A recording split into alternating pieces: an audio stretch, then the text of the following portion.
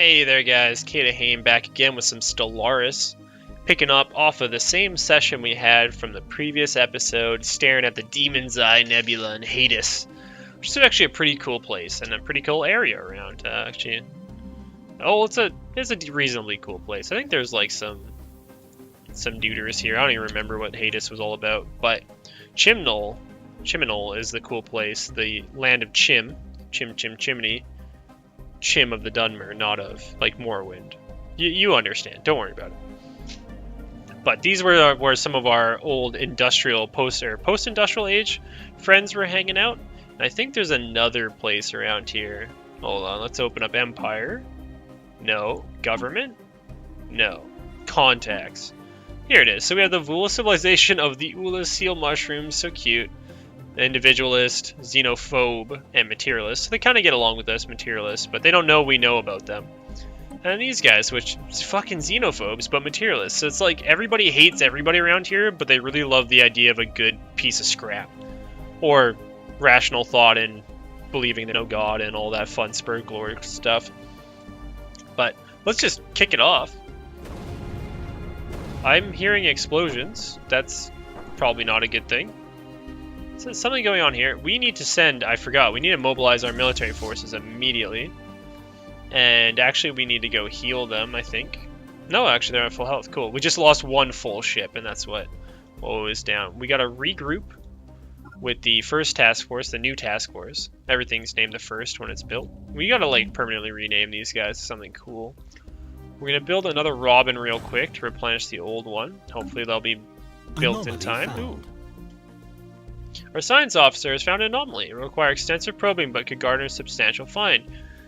Gargium Den Plosk, the good one. Failure risk 35. That's actually pretty high. Anomaly level 2, but yeah, let's check it out. Research it for now. We also have some debris to check out. Let's rename this task force. How do I rename you? Oh, there we go. This is our first fleet. This is like the grand fleet, so like the shifting. Oh, what should we do it? Oh, this is our main fleet as we like slip through the darkness of space and maneuver through hyperlanes and assert our claim on the stars. So let's go with something like something caravan-y. Oh, we're gonna name it the Traveling Band. Did I spell traveling right? Sure, let's just go with that. I feel like that's right. I don't understand how to spell things half the time. So this is our first fleet, the Traveling Band. They're going to go pick up the first task force, and they're going to go over there, and we're going to kick some pirate ass. Because they're causing all sorts of trouble, and actively targeting civilian ships. Government civilian ships, I mean construction ships, but still. This stuff's not cheap. There's some gas grazers just hanging out over there. And so what are we actually researching here? We got some debris. And we had an anomaly. Where is that anomaly? Here it is. No, it just doesn't really say anything about it. Cold hard potential is the anomaly quest chain. It's on a frozen world, so yeah, there we go. Well, that looks really pretty. Hold on, let's get rid of that. Oh no, I flew away from it. That looks quite nice. Cephiban? The Cephiban system. Looks quite nice. We're paused. I just realized that. I'm a dumb. No worries. We're going to start researching that anomaly real soon. Oh, that looked nice. I want to see the research beam. Yeah. Just get rid of the outliner. Yeah. Bloop, bloop, bloop, bloop, bloop. That'd be like a terrifying beam to see from space. That's huge. That's scanning like the whole upper hemisphere at a time.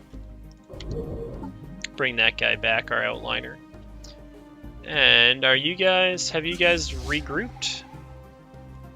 Very much like you guys to merge, and hopefully we'll get the Robin class out just as it's ready to go fight off the pirates. We're still hurting on energy credits here, but once these duders grow up, why don't you grow up and start working? Then we're going to get +5 energy credits. We're going to take us right out of the deficit. The harsh climate has taken its toll, and our science team have failed to reveal anything about SDC Wimdir that we did not already know. Failed to reveal anything about SDC Wimdir. I feel like that's not meant to be that. That's the name of the ship. Ah, failure. God damn. Failing all the things, man.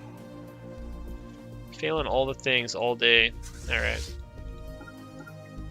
Let's gather up this last ship, and we will take the fight to the pirates and reclaim the sovereign territory of the Great Dune government. Where was that science? I gotta go, like, berate this guy. He was our top dude, Yargim. What? Man, you slipped up, mate. You were our top earner, our top scientist, and you messed up. Oh, cool. And we have some new armies on Hadisaris, the Home Defense Corps. So we got 5 defensive regular armies. Really good, just to keep us from getting murdered or surprise invaded. There's not going to be any cool protocol situations here because when we get our Mac guns online, there ain't no armada is going to work its way through. Which actually we should build a defensive station, I think. I think that'd be pretty cool. Well, look at them jump. And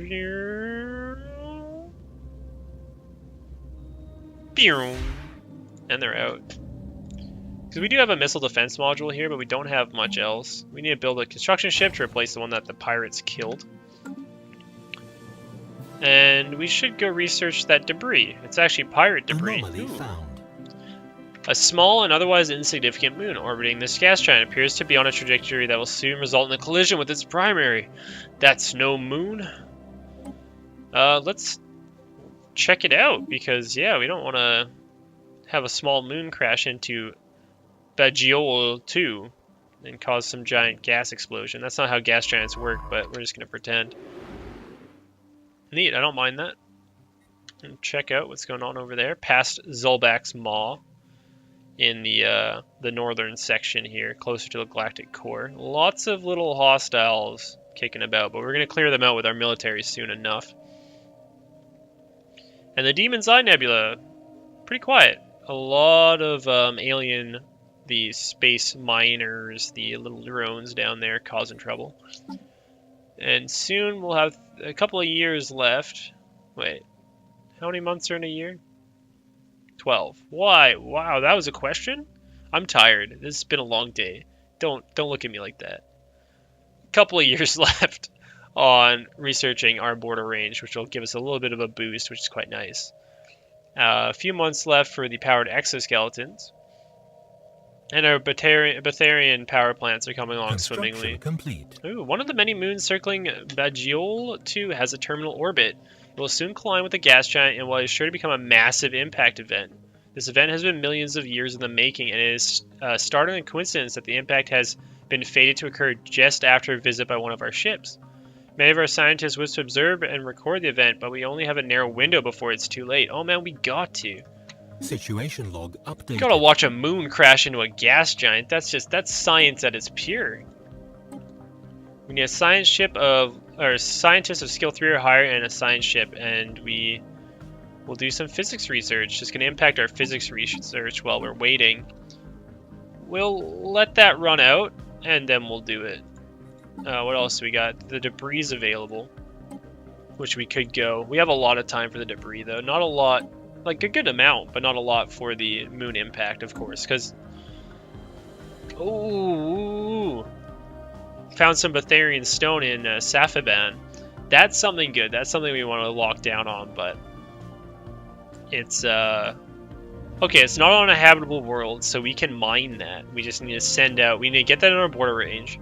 And we need to send out a mining station to lay claim to that strategic resource. That's very important to get, because I don't see any other strategic resources in the immediate vicinity, which, ooh, I want that. I want that bad. I got the Jones in for that. Jones in for that. Whoa! Did this rename itself? Oh, we're gonna name it the Roving Caravan now. I think I accidentally merged them incorrectly. Alright, let's go back to the Roving Caravan. Let's go beat up the pirates, because we don't put up with this kind of shit in our backyard. Especially not when you murder civilian vessels. Construction vessels, they're just dudes, they're like civilian contractors. They're just like, oh, we're just gonna build some space stations, and then some pirates show up and just shit the place up. But, oh boy, here we go. It seems like our point defenses aren't enough to cut down those missiles. They do a little bit, but... Oh, look at that. Oh, we did get one. Oh, what? Science officer Yargim Den Polosk has leveled up and gained the trait Paranoid. Why? Why? Must you? Must you be that way? Where are you? Where are you so I can yell at you? What does that trait do? Research speed minus 5%, anomaly research speed minus 10%. You jerk. You're so good, and yet now you're having to act out like that. What did we complete here? Oh, we completed the construction ship. Cool. We researched the Betharian stone. And now we have the option of unlocking disruptors, high energy bolts that weaken and destroy the molecular bonds that hold the targets constitute atoms together. They are particularly effective against shields. Neat. Plasma throwers, weapons that eject destructive balls of high energy plasma at targets. These plasma projectiles are extremely effective at eating through ship armor. Neat. Interlinked support defense systems. Update predicted algorithms, prediction algorithms, improves tracking and point defense efficiency. So better point defense. And ooh, the new hyperlane. We have identified the existence of points in space where a ship spends less energy to breach a way into a hyperlane. This will lead to a new generation of hyperdrives. That's cool. I kind of want that. Hyperdrive 2. Neat. We're going to go for that. But, of course, we are going to observe the moon impact first. And where is that moon impact anyways? Saathid, was it? I think.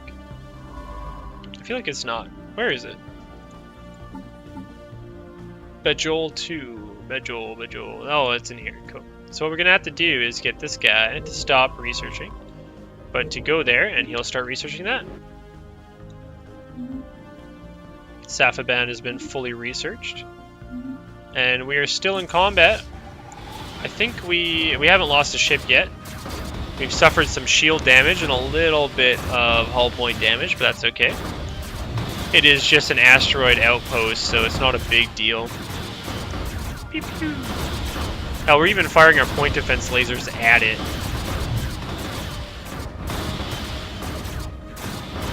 Pew pew.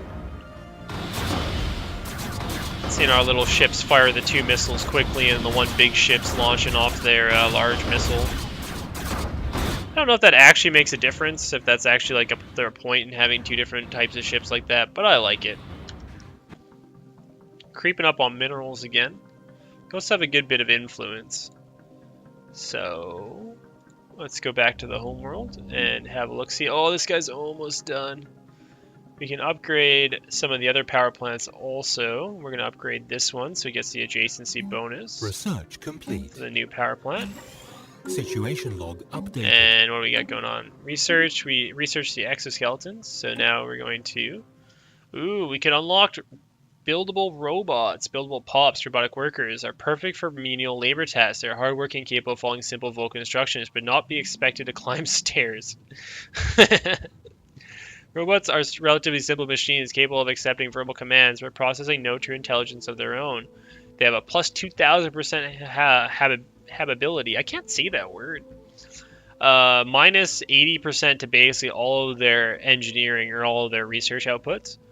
Minus 40% to their energy credit outputs, but plus 10% to their minerals. So we can use them to mine for us. But we have to be careful as we progress forward in creating more and more intelligent AIs, as they might find that we are not the perfect masters. Otherwise, we could jump towards getting some deep space stations, bigger defense stations. We could grab autocannons that fire case explosive shells. They have a high rate of fire. Or we could build the mineral silo and processing plant, which I actually kind of should go for. It's going to be relatively quick too compared to the old robots. So we'll do that. And we poured some points into that guy. We can also add some attachments. Hunter-killer drone swarms.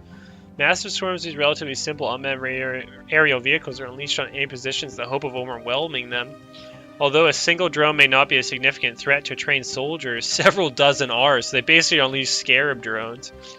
And neoconcrete fortifications. Extensive layers of neoconcrete ground fortifications and bunker networks that offer increased protection against orbital bombardment. This restricts the mobility of the army, but can be a deciding factor in defensive actions. So basically, these guys are what you add to attachments to different types of armies to have them specialized. Right now we only have defensive armies, so they only have a defensive attachments. But if we build offensive armies for taking, like, actually invading planets, then we can give them attachments like powered exoskeletons or like cool rifles or different types of drones. So this is pretty cool. I might want to get some neoconcrete fortifications, just really entrench our troops here, but that is a bit of an investment. We might want to wait until we're actually at threat. Otherwise, I don't know if we really want to raise up more ships. We don't really need more ships right now. We could construct more.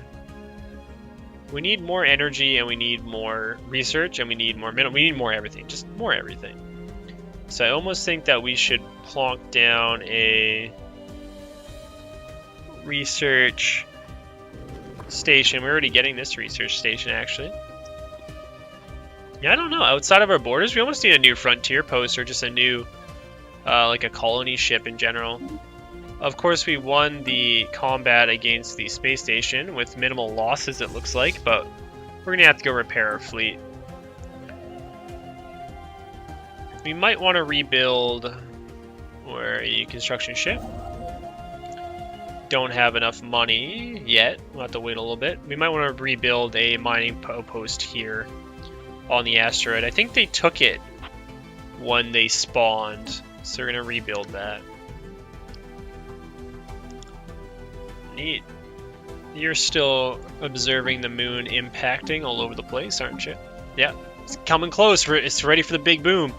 Oh, we're gonna get to see a moon totally obliterate this gas giant. Hopefully we actually get to see it. I don't know, it'd be quite impressive. How many more days for that? Oh, we've got a month. Hopefully we don't miss this. And that's taking up our hyperlane breach points research, which is actually going to take quite a while, it looks like. And then this guy's researching the debris, so that's taking up our mineral silo processing. Did I tell him to go research the debris? Oh, I guess I did too. He's just researching what the pirates had. The pirates probably had some cool stuff. Oh, hold on. Let's check this out. 10 days. 10 days to impact.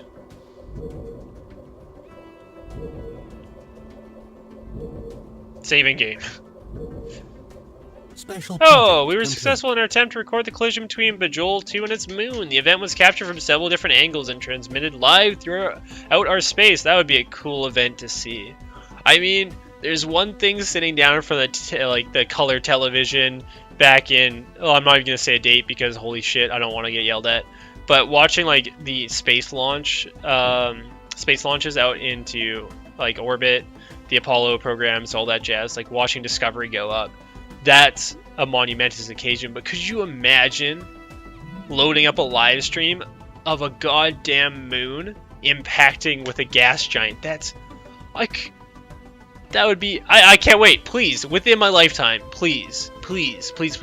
I would love to see that. I want us to live stream our galactic exploits as humanity. But, you know, until then, I'll be playing Stellaris, apparently.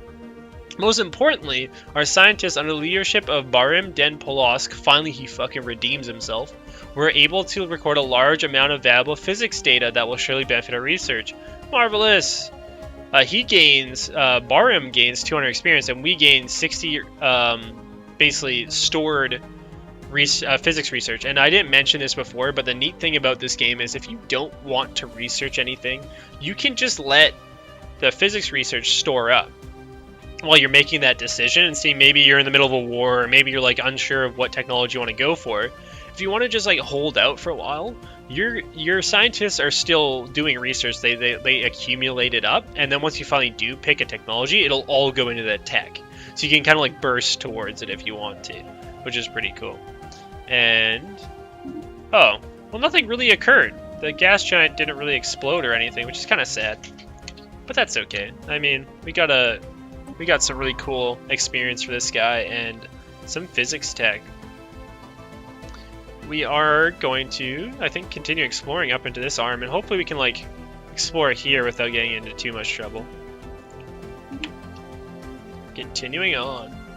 Hey, and we're now back up and out of deficit for the energy credits. I think it might be because Construction complete. one of our ships is hanging out. So when your ships are hanging out in orbit around a...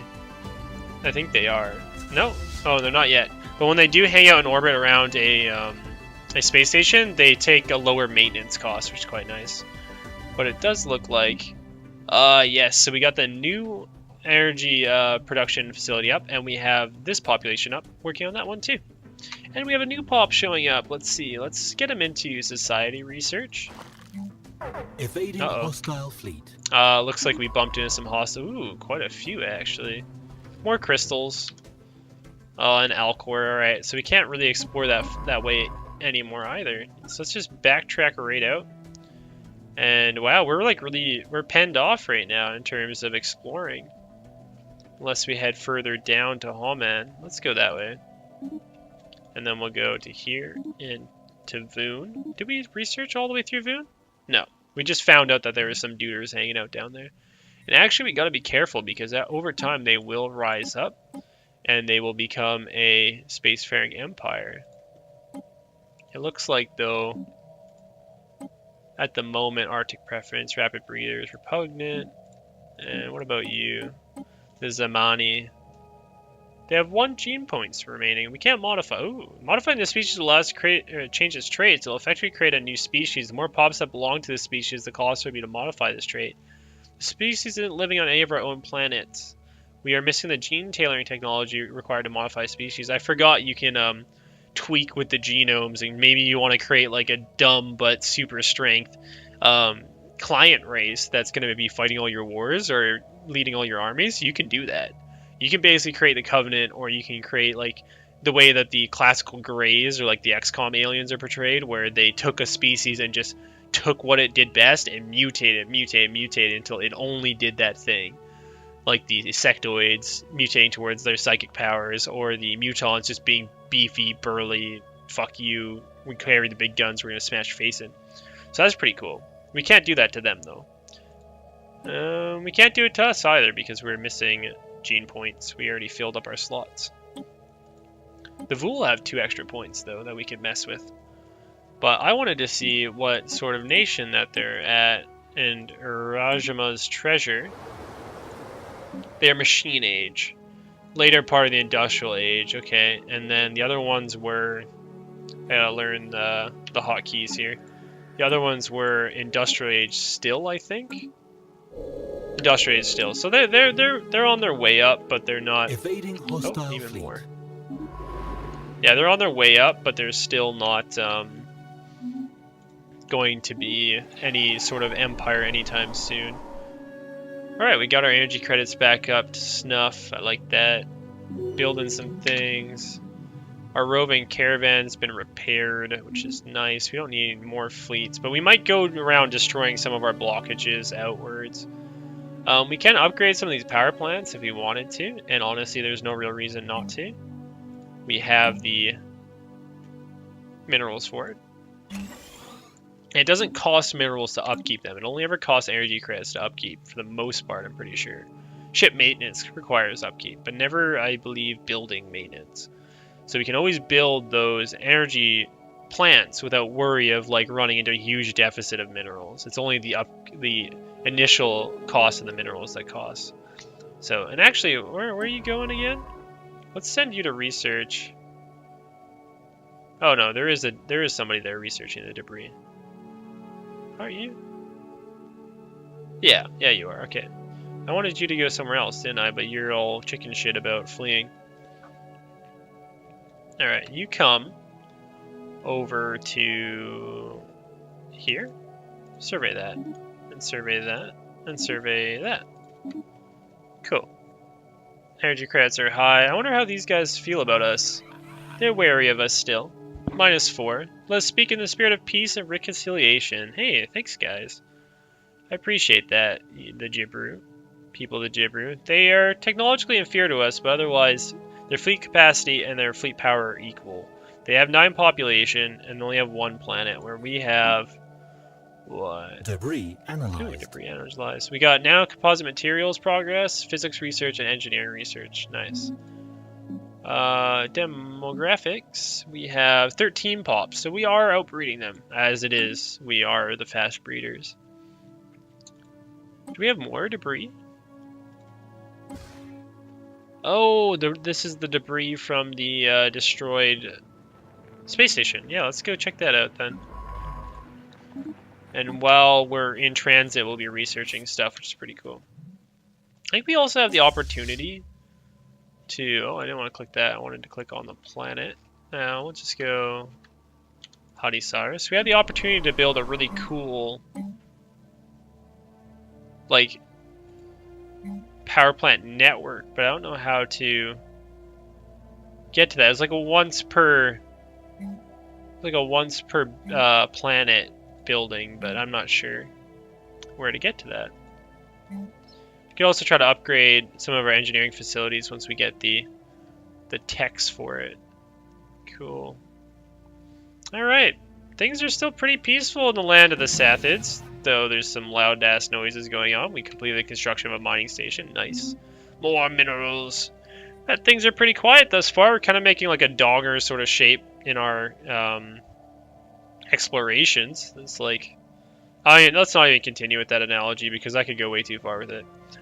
But yeah, the Great Dune's looking good. We've fought off some threats from pirates. So we've discovered a black hole, and generally just are dealing with some hostile locals, pretty much, that we're going to be clearing out. We're going to send the fleet out. We're going to take out some of these pathways so we can spread out into here and check out that area. We're not going to take on the mining aliens, the mining drones, just yet, because this is quite Impan's, quite the fortress of their solitude. But we might head this way, just like reinforce our sort of borders. We want to take Hades, and we want to take like Akram so that we have pathways out. Maybe Messia. We want a place where we can always like travel to get out. But that's very difficult with hyperlane travel. But this is not good. I don't like that. Having these like little 3 connectors, because if somebody took those worlds, we'd be screwed. Anyways, those are thoughts for another time. Thank you guys for watching. If you're enjoying watching Stellaris, please leave a like or dislike. I guess like dislike if you dislike it, because otherwise that's like some strange schizophrenia, sociopath stuff. Let's not talk about mental illness. Yeah, so leave a comment if you got some feedback, and subscribe if you want to see more. I'm probably going to keep playing Stellaris because I'm quite enjoying it, actually. It's a fun game. It's kind of what I expected and I was really hoping for. We'll see once it gets into the late game if I sink as many hours into it as I did Europa Universalis 3. I spent like an entire month. This is like a bit of an anecdote. I moved to the big city when I was younger with my older brother, and I was living with him, and we both didn't have jobs at the time. And we literally sat in the basement, and I played Europa Universalis 3 on my laptop every single day, like almost without sleep, for a month straight, a whole 30 days. And I must have racked up at least 600 hours in it, playing as Spain. And man, it was like one of the most glorious times of my life. He was playing like Yu-Gi-Oh! Like Legends of the Duelsters or something like that, I can't remember, but the theme song from that game, it had one track. It had one track for the entire game. And it was just that track in my mind that whole month. It was ridiculous. But we'll see if I throw this much time to it. I do have like 200 hours or so, or not even, maybe it's 150 on Crusader Kings 2 on my Steam profile. That seems like a very little, but when I do end up playing it, I usually play it for 12 hours straight and lose my mind to it, and it's really hard for me to pull away. But when I do, then I don't come back to it for a while. We'll probably see a little bit of Crusader Kings 2 on the channel later on. Maybe some of the mods like a Hemisnocht, especially right around when Total Warhammer comes out. We'll be playing that. and I'll get in that Warhammery mood where I want a Crusader Kings, but Crusader Kings with the orcs. So that'll be fun. Anyways, I'm done waffling, so hey, thank you guys for listening, thank you for watching, and I'll catch you in the next one.